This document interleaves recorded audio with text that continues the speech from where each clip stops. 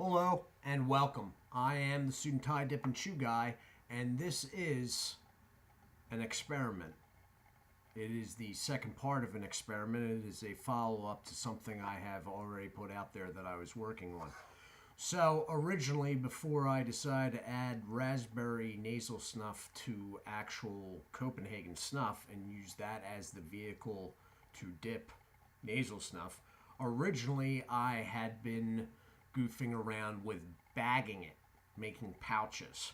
So what you're about to see is actually Samuel Gadwith Golden Glow.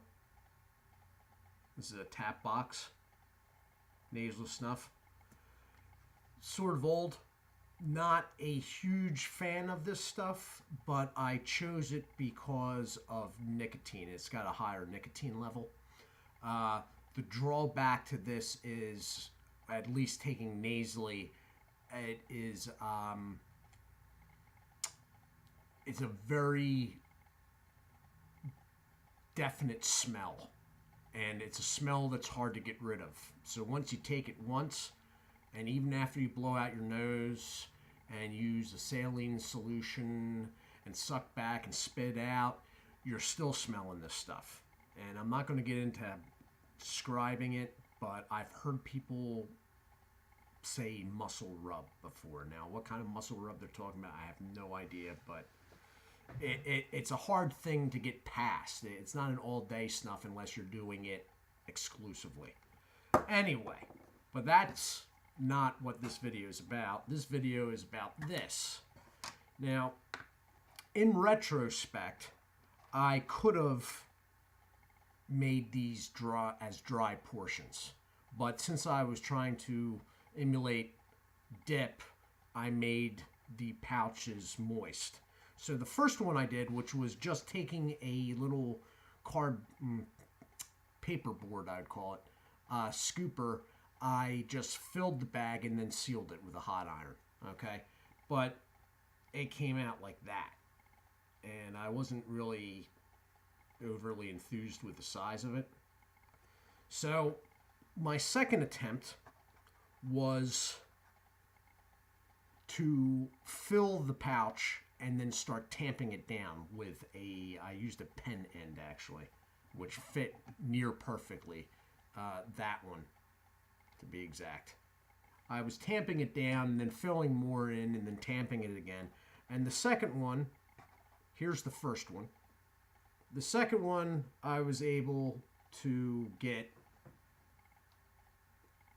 fatter. And as I said, they are moist. So I was happy with that. Now, it is actually staining my fingers through the bag, the fatter one. Mind you, I am not sure what this is going to taste like, and it's probably not going to be great. It's not the best choice, but taste-wise, but for nicotine content, that's why this product was chosen. That, and I have had this around for a number of years.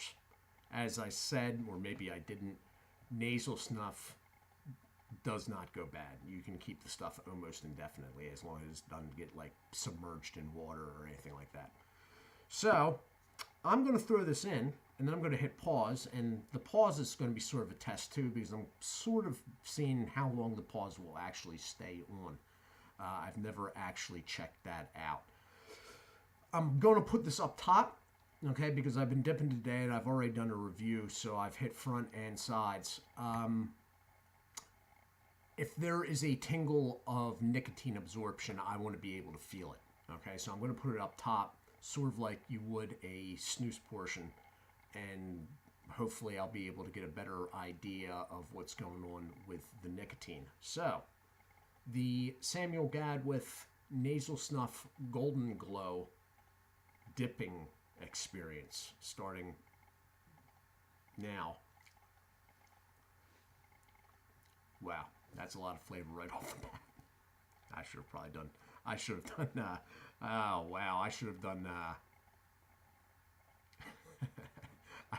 have done dry portions, I think. Anyway, I'll be back in a minute.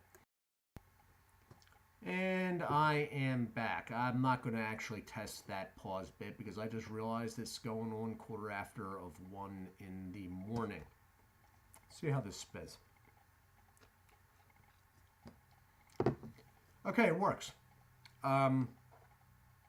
Not the best flavor, as I sort of already had guessed. But I am getting a mild tingle where the product is placed, which is right about here.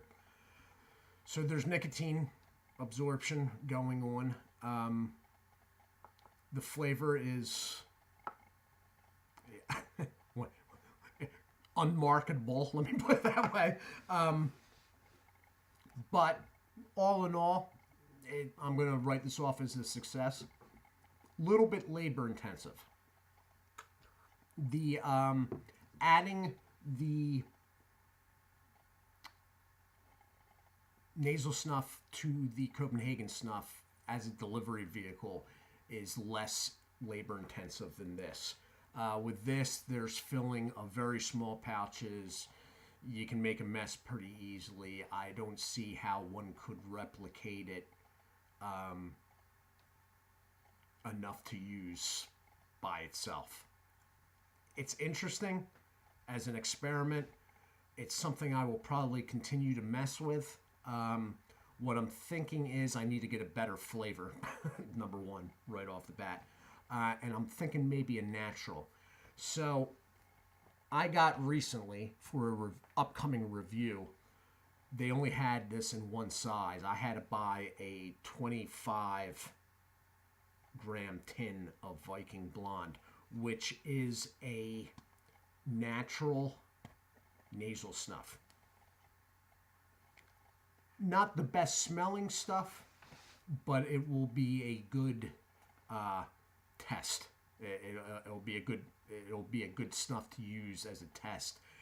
If it goes okay in the initial test, what I'll probably do is mess around with some powdered salt and add that to the next one. There is a definite tingle going on, which, see, I very rarely do pouches of Dip, but down low, I normally don't even get a tingle from a pouch. Maybe Copenhagen pouches, but besides that, I normally don't. Of course, I do hold them down bottom. This is up top, but that's why I put it up top. I am making sure to spit this. This is not something that I would suggest ingesting. Yeah, I mean, it's a mixed bag on this one. It's flavor-wise, you can't do this. I did it, but you shouldn't do this with the Golden Glow. But nicotine seems to be there, and that's why I used the Golden Glow. What needs to be done is needs to be switched out with something more neutral, I think, with a nicotine content, which the Viking Blonde will cover that. I have enough of the Viking Blonde that's not a worry, and it'll be neutral enough that down the road I can try adding salt to the product. So that's where it stands. Mixed bag, as I said, successful, but obviously, and I had an idea going into it, the Golden Glow is not a good idea flavor-wise. And that's it. I'll be moving in tomorrow to the third tier of the Fine Cut Naturals, unfortunately, with Kayak, my favorite. I wanted to say hi, and I meant to in the last video, and I got all thrown off. Clarence Boddicker, hello and thank you. All right, so guys, do take care of yourselves, and I will be back within the next 24 hours with something else. God bless.